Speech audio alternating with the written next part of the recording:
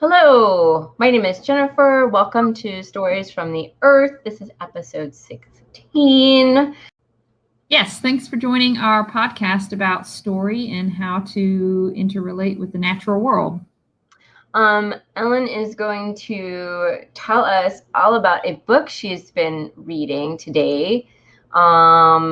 It's called Plant Intelligence, and I'm pretty excited I read one of his books, and this is basically the book after that. So I'm pretty excited. So I'm going to pass this back to Ellen. And so we're going to talk about Plant Intelligence and the Imaginal Realm, subtitled Into the Dreaming of Earth. Stephen Buhner. He ties well into our story format, and I think you'll see why by the time we get to the end of this little journey. But a little about him first. Stephen Buhner is a renowned herbalist, an author of at least 23 books, most of which relate to subjects of plants and plants as medicine. But anyone who's familiar with his works or starts getting involved, especially if this book is the inspiration launching point for getting involved in his writing, will come to realize that he delves so much into so much more territory than just here's a plant, this is what it can do, it's all pretty amazing. He describes himself as an interdisciplinary, independent scholar, polymath, and fellow of Schumacher College of the United Kingdom, as well as the lead researcher for the Foundation of Gaian Studies. And a polymath, for those that don't know, is a person with a wide range of knowledge and learning. That's just what that means. And I only learned that term because of him describing himself that way and looking up what it meant. So it's like, that's pretty interesting. I mean, that's kind of a nice goal one could have to really lead a rich and fulfilling life, is to strive to be a polymath. Buhner says, this is from his bio on his website, "I am and always have been interested in the invisibles of life, those meanings and communications that touch us from the heart of Earth and let us know that we're surrounded by more intelligence, mystery, and caring than our American culture admits of. How to re-inhabit our interbeing with the world, how to sit in the council of all of life as kin rather than dominators, and how to live sustainably on this earth that I love more than I know how to say." So if that doesn't sound appropriate for this podcast, I don't know what does. That does sound right in line with what we have and will continue to be talking about, is like this connection to the natural world that we have really lost. And I need to reignite.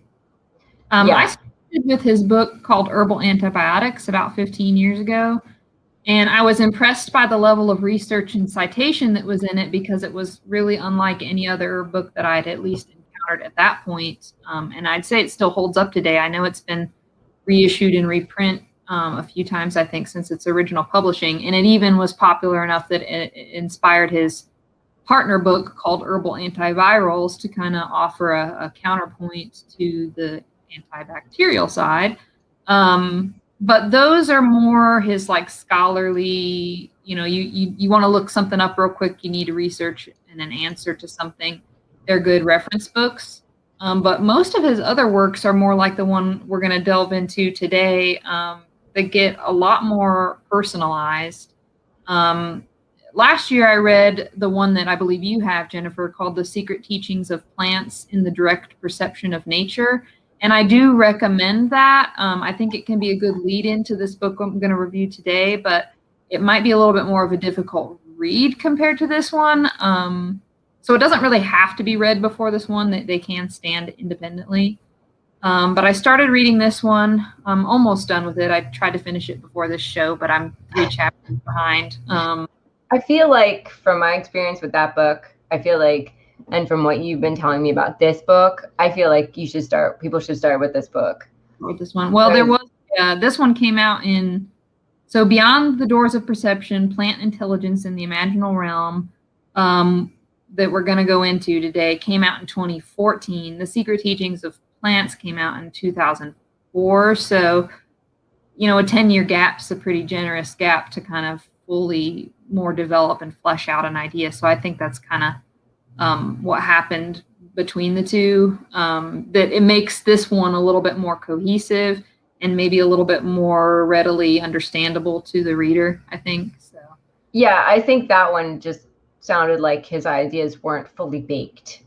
And that he needed an editor. I don't know if he had an editor, but I feel like it was a little all over the place, which is definitely not what you're describing as experience with this book. So, I mean, this one has, I think, a little more of a clear vision for continuity of, like, this is like I could imagine being like, this is what I set out to have this book get to from point A to point B, and here's how we're going to get there. Like, it flows a little more in such a way. And I think just be his books could be challenging for some. I mean, I will say, because they have this sort of aura of mysticism, as if the title didn't suggest so, that blends with science, and he has kind of a foot in both those worlds. But I think a lot of people who might be more analytical and scientifically minded could be put off by any hint of mysticism, and then people who might be more mystically inclined are going to have a hard time maybe actually logically or literally grasping the science. So for those types of reasons, I could see it could be a challenge to certain readers on both sides of the fence to really connect to the material. But I'm always somebody who likes to try to find the middle path and things, because I think the truth is usually uncovered somewhere therein. You know, life isn't all or nothing and just black and white. So hence the need to talk about perception and perspective, and one person's culture's mysticism could be another culture's science, and vice versa. So I think humans kind of do themselves a bit of a disservice mentally, emotionally, and even in our own potential if we too strictly limit our focus and beliefs to the point that it becomes like a dogma and sort of tunnel vision develops, and we kind of block out awareness, acceptance, or willingness to explore anything else that might arise contrary to our bubble. And I mean, you could probably even argue that some of the social issues going on in the world are exacerbated by that sort of problem, you know? Yeah, definitely. And but I also think that a lot of people who, I mean, it's specifically herbalists, but this doesn't have to be, you know, it can be a broader person or someone who doesn't consider themselves like an herbalist. I think by the nature of the plants and where we have placed the plants, we've placed them in an aside in an other space. So I think that like herbalists are used to straddling like two worlds essentially, which is really one world, but we've divided it. So, but definitely from somebody who's unfamiliar with one piece or another, I can see, you know, possibly this book being, you know, maybe a little challenging because there's a lot of things they might have a lot of concepts that they've come new to. Yeah. Yes. But I will say, to not discourage anyone, because don't do it. Don't discourage. We're not discouraging. This is because of that challenge it presents. It makes it a really exciting exploration if you go into it open and not even totally with an idea of what you're going to get out of it. Like, you know, yeah, I read I'm familiar with him. I'm familiar with his work. I read the book's, you know, jacket cover. Oh, that sounds interesting. You know, that's as far as, you know, that's what most people are going to do.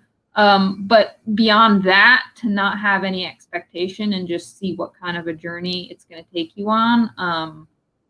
I will say, as much as Secret Teachings of Plants had a lot of mind-blowing moments in it for me, this book has had a lot of mind-blowing moments that have helped me take lots of pieces of other information I've learned over the years and distill it into something that I never had thought of before. It's like filler to help create patterns and put together pieces of a larger puzzle that you're like, aha, wow, oh my gosh, you know?